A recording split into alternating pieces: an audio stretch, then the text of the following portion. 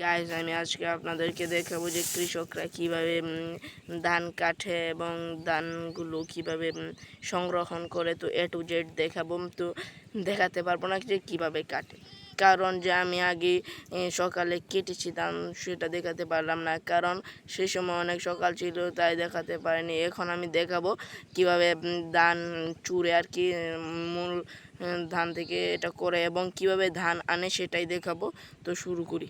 আস্তে আস্তে চলে যাচ্ছিলাম, কারণ আজকে অনেক রোদ উঠেছে। আমার পিছনে দেখতেই পারতেছেন যে একটি ছেলে মই নিয়ে আসতে যাচ্ছে, কিন্তু মই নিয়ে যাচ্ছে পারছে না। আরেকটি ছেলে অনেক হাসাহাসি করছে। তো হাঁটতে হাঁটতে এই রোদের মধ্যে যাচ্ছিলাম, তো একটি ছেলে দেখতে পারলাম যে এগুলো করছে। তো হাঁটতে হাঁটতে যাচ্ছিলাম, কারণ আপনাদেরকে দেখাতে হবে যে কীভাবে ধানগুলো একসাথে করে এবং কীভাবে রাখা হয়। এখন ধানগুলোর মধ্যে থেকে মূল জায়গা থেকে ধানগুলো আলাদা করবে, কিভাবে করবে সেটাই আমি আজকে আপনাদেরকে দেখাবো। এবং এখানে আপনারা দেখতে পাচ্ছেন যে কি সুন্দর করে ধানগুলো রাখা হয়েছে। এখান থেকে কিন্তু সুন্দর করে ধানগুলো হাতে নিয়ে এখানে চূড়া হবে।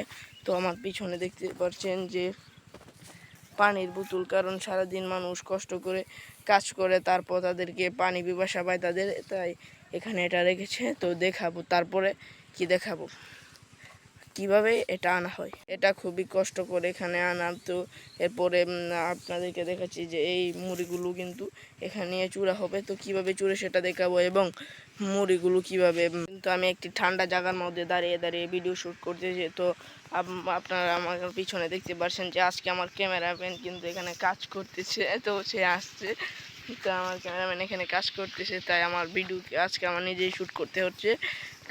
দেখেন সে কীভাবে কুলনেসভাবে এগুলোকে নিয়ে আসছে। তো তাদের কাছ থেকে জানবো এগুলো আনা কি কষ্টকর নাকি মজাই লাগে। হ্যালো গাইস, আমরা ধান মুড়ি এগুলো আনার অনেক কষ্ট হয়েছে। আমরা এখন আরও আনতে যাব। এখানে এই যে ওইগুলো এনেছি, এক্ষুনি আমরা এখন আরও আনতে যাব। আর কিন্তু এখন বাচ্চাদের মুখ থেকে শুনলেন এগুলো আনা কি কষ্টকর নাকি শান্তিদায়ক। তো অলরেডি আপনারা বুঝে গিয়েছেন যে এগুলো আনা কত কষ্টকর। তো আমার পিছনে দেখতে পাচ্ছেন যে তারা আনছে, স্পষ্ট দেখা যাচ্ছে না, সেটা অনেক দূরে। তাই তো এখান দেখাবো মুড়ি কীভাবে চুরে এবং তারা এখন এখানে নাস্তা করবে। তো পানি দিয়ে চিরা মুড়ি এগুলো দিয়ে নাস্তা করবে বাচ্চারা। তো দেখাই কেন দিয়ে নাস্তা করে। তো আমি তো সেটা দেখাতে পারবো না। তো এখন দেখাবো কীভাবে ধান চুরে। সো আপনারা এতক্ষণ দেখেছেন যে কিভাবে ধান চূড়া হয়। তো আমার পিছনে দেখতে পাচ্ছেন যে তারা এখনো পর্যন্ত ধান চুরছে, এখনো অনেক রোদ, তাই আমার অবস্থা একেবারে নাজেহাল হয়ে গিয়েছে। তো দেখেন পিছনে ধান উড়াচ্ছে, আমি বলেছিলাম প্রথমে। তো এখন আমরা কৃষকের যে খের বলা হয় সেটা আমরা এখন নাড়বো। তো আপনাদেরকে দেখাবো কিভাবে এগুলো নাড়তে হয়। তো দেখি আয়। তো আমার পিছনে দেখতে পাচ্ছেন যে খের ধোয়া রাখা আছে, তো সেটা আজকে আপনাদেরকে দেখাবো। তো বেশি জিনিস শেয়ার করতে পারি নাই, তাই আজকে আমি একটু লাল শাক তুলবো। তো লাল শাক তুলে কীভাবে সেটা শেয়ার করব। তো লাল শাক আমি একটু বিনোদনের জন্য তুলবো, কিন্তু লাল শাক তুলবো না, কারণ লাল শাক তুললে শেষ হয়ে যাবে, কারণ আজকে এগুলো নিয়ে বাজারে যাবে না। তো তাই তো আপনাদেরকে যদি তুলে দেখাই তাহলে তো শেষই হয়ে যাবে। তো আজাইরা ভিডিওর জন্য এগুলো করে লাভ নাই। তো আমি এখন দেখাবো কিভাবে খের কিংবা খড়ি নাকি কি বলা হয় জানি, আমি ভুলে গিয়েছি। তো এটা আমি আপনাদেরকে আজকে দেখাবো। তো আমার পিছিয়ে দেখতে পাচ্ছেন অতিরিক্ত লাইটের কারণে হয়তো দেখতে পাচ্ছেন না, তো একটু পরে দেখাচ্ছি।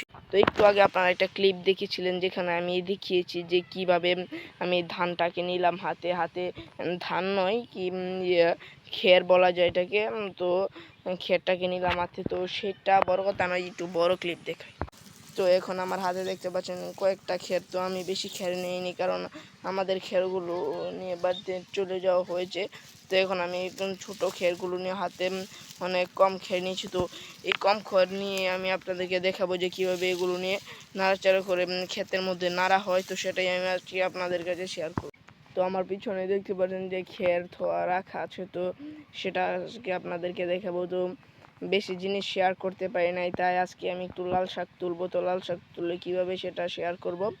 তো লাল শাক আমি একটু বিনোদনের জন্য তুলবো, কিন্তু লাল শাক তুলবো না, কারণ লাল শাক তুললে শেষ হয়ে যাবে, কারণ আজকে এগুলো নিয়ে বাজারে যাবে না, তো তাই তো আপনাদেরকে একটু তুলে দেখাই, তাহলে তো শেষই হয়ে যাবে। তো আজাইরা ভিডিওর জন্য এগুলো করে লাভ নাই।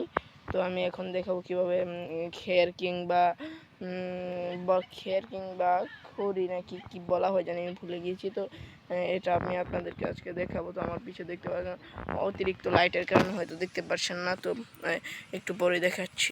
হাতে নিতে হয়, হাতে নেওয়ার পর এইভাবে রাখার পর এগুলো ছড়িয়ে ছিটিয়ে রাখলে, আমি কিন্তু অনেক কম খের দিয়ে আপনাদেরকে বোঝানোর চেষ্টা করতেছি, কারণ এই খেরগুলো ছড়িয়ে ছিটিয়ে রাখার পর যখন একটি